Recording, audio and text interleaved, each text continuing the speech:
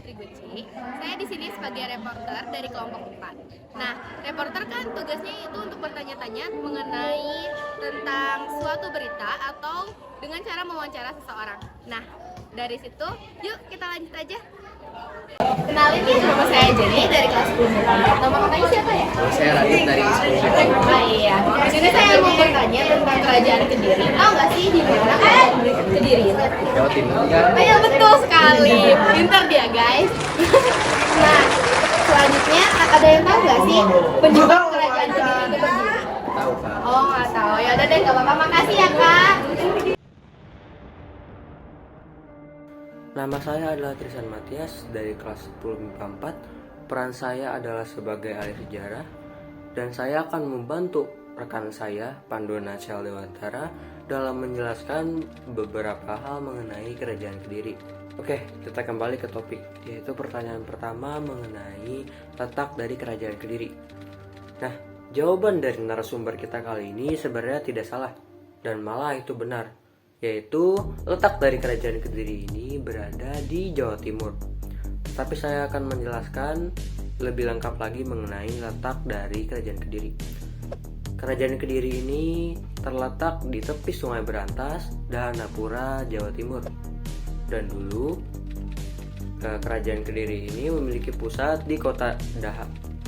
Sebelum memiliki pusat di kota Daha, kerajaan Kediri juga memiliki pusat sebelumnya, yaitu di wilayah Kahuripan. Nah, sekarang pertanyaan kedua, yaitu apa penyebab kerajaan Kediri bisa berdiri? Nah, kerajaan Kediri ini bisa berdiri dikarenakan ada keputusan dari Raja Erlangga yang memerintah kerajaan Kahuripan.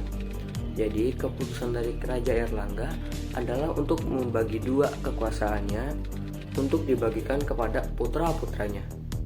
Hal itu disebabkan atau hal itu dilakukannya karena untuk menghindari yang namanya pertikaian atau perebutan tahta. Sehingga kerajaan terbagi menjadi dua, yaitu Kerajaan Jenggala dan Kerajaan Panjalu. Kerajaan Panjalu ini memiliki nama lain yaitu Kerajaan Kediri. Nah, pada saat itu, saat sudah dibagi kerajaannya, kerajaan ini selalu bertikai, memiliki konflik satu sama lain.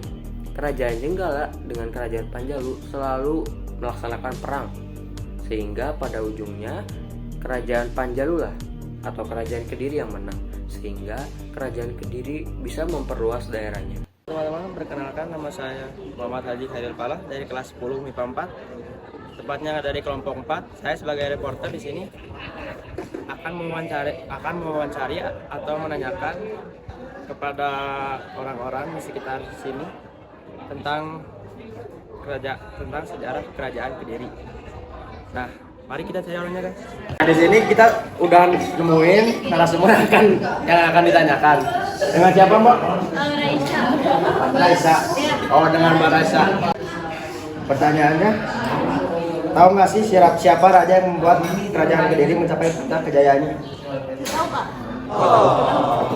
Oh, ternyata nggak tahu, guys, narasumbernya. Jadi kita serahkan lagi kepada ahli sejarah. Jadi masa kejayaan kerajaan Kediri itu pada saat kerajaan Kediri itu dipimpin oleh raja yang bernama Jayabaya. Nah, Raja Jayabaya ini cukup terkenal ya. Masa jabatan Raja Jayabaya ini dari tahun 1133 sampai 1159. Mengapa bisa disebut masa kejayaan dari si kerajaan Kediri ini? Karena bayangin aja, wilayah kekuasaannya itu dari Pulau Jawa, lalu Pulau Sumatera, lalu pantai di Kalimantan, dan Kerajaan Ternate. Itu wilayah kekuasaan dari kerajaan Kediri. Itulah mengapa bisa dibilang ini adalah masa kejayaan dari kerajaan Kediri. Lalu Raja Jayabaya ini bisa terkenal sampai sekarang karena dikatakan dia itu membuat ramalan-ramalan, namanya ramalan Jayabaya, dan banyak juga gitu masyarakat yang percaya sampai sekarang. Nah, jadi siapa raja yang memimpin ketika masa jaya kerajaan Kediri, yaitu namanya Raja Jayabaya. Guys, yuk kita cari-cari lagi yuk orang selanjutnya.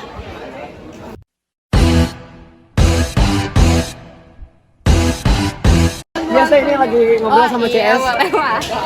Sebelumnya kenalin nih, saya Jenny dari kelas 10 MIPA 4. Saya di sini ada tugas dari sejarah, yaitu untuk mewawancarai tentang kerajaan Kediri. Boleh kenalin dulu kan namanya siapa? Nama saya Michael Mas namanya kan? Michael Dior Nike Adidas dari kelas. Juga nggak sih Kak, kerajaan Kediri itu perekonomian sebagai apa? Nah, kalau setahu saya tuh kerajaan Kediri itu ngasilin beras, tapi kadang juga ngasilin sepatu sama tas merek Gucci. Oh, benar sekali guys.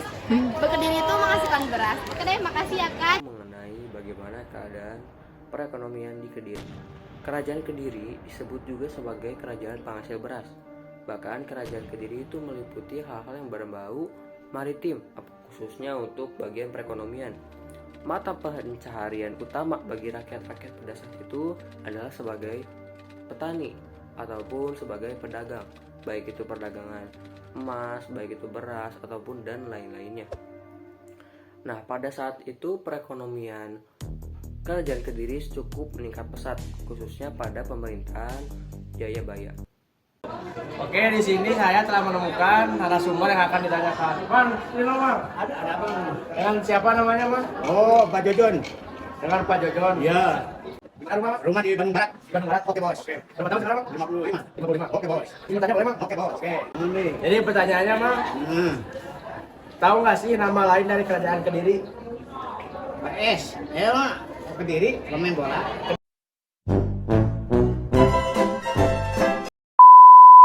Kediri kerajaannya Masuk Jenar. salah. Salah. Kerajaan Kediri kan ada klub bola Persi Kediri. Gimana kerajaannya? Apa tuh Bang? Kerajaan sekarang belum ngasih apa kan. Ini kerajaan tuh tadi kan. Oh nggak tahu. Ya udah guys, ternyata narasumbernya nggak tahu, jadi kita serahkan kepada ahli sejarah. Nah, untuk menjawab pertanyaan ini, pertama-tama kita harus tahu sejarah awalnya. Jadi dulu itu ada kerajaan Kahuripan. Nah, kerajaan ini dipimpin oleh raja yang bernama Raja Erlangga. Nah, Raja Erlangga ini mempunyai dua anak. Yang pertama itu namanya Sri Samarawijaya, yang kedua itu namanya Mapanji Garasakan. Nah, Raja Erlangga ini nggak mau anaknya itu berebut tahta. Nah, dikarenakan itu dia itu meminta tolong Empu Barada untuk membagi kekuasaan wilayah dia itu. Nah, jadi si Sri Samarawijaya ini mendapatkan wilayah kerajaan barat, yaitu kerajaan Panjalu. Anak keduanya ini Mapanji Garasakan mendapatkan wilayah timur, yaitu kerajaan Jenggala yang berpusat di kota lama, yaitu Kahuripan.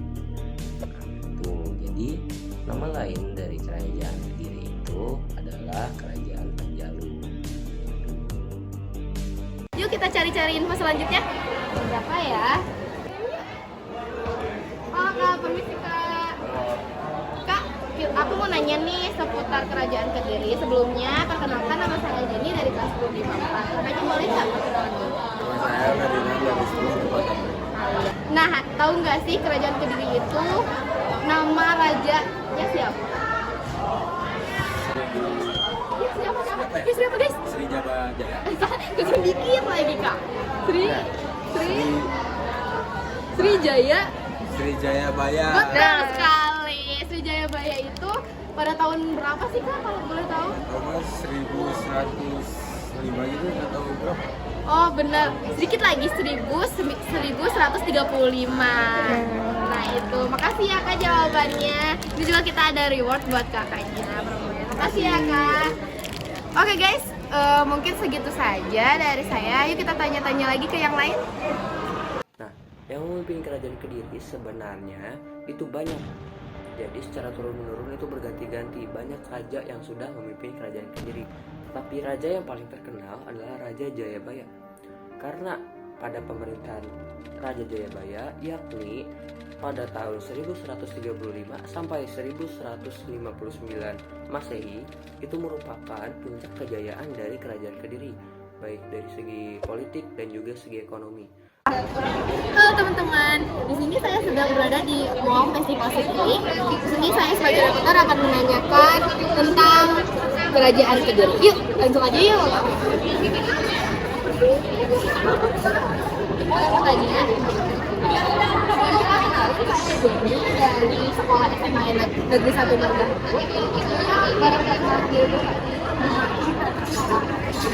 Nama kakaknya Hana ya guys ya. Jadi saya ingin bertanya mengenai kerajaan ini. Kakak tahu nggak sih apa penyebab runtuhnya kerajaan ini? Oh ya, jadi nggak apa-apa. Makasih ya kak. Jadi begitu guys, mungkin banyaknya orang yang nggak tahu tentang kerajaan Kediri itu runtuhnya bagaimana, di mana tempatnya, bagaimana kejadiannya. Oleh karena itu, yuk kita tanya ke ahli sejarah. Nah, untuk narasumber selanjutnya yaitu diberikan pertanyaan mengenai apa penyebab dari kerajaan Kediri runtuh. Oke, saya akan jelaskan. Kerajaan Kediri runtuh diperkirakan pada tahun 1222 Masehi pada masa pemerintahan Raja Kertajaya. Raja Kertajaya dinilai sangat kejam dan juga sangat jahat pada saat itu. Bahkan Raja Kertajaya mengakui atau mengklaim dirinya hanya bisa dikalahkan oleh dewa dan memaksa para Brahmana untuk menyembah dirinya sebagai dewa. Melalui perlindungan dari Ken Arok, para Brahmana menyetujui untuk memberontak kepada Raja Kertajaya. Dan akhirnya Ken Arok berhasil menumbangkan Raja Kertajaya dan menimbulkan keruntuhan dari kerajaan Kediri. Dan akhirnya melanjutkan kerajaannya sebagai kerajaan Singgasari. Sekian dari saya mengenai penyebab runtuhnya kerajaan Kediri. Saya Tristan Matias mengucapkan terima kasih. Kita telah menemukan narasumber berikutnya. Mari. Dengan siapa namanya? Ali Saputra. Kelas 3. Jadi pertanyaannya, tahu nggak sih kapan kerajaan Kediri runtuh? Tahu. Makanya.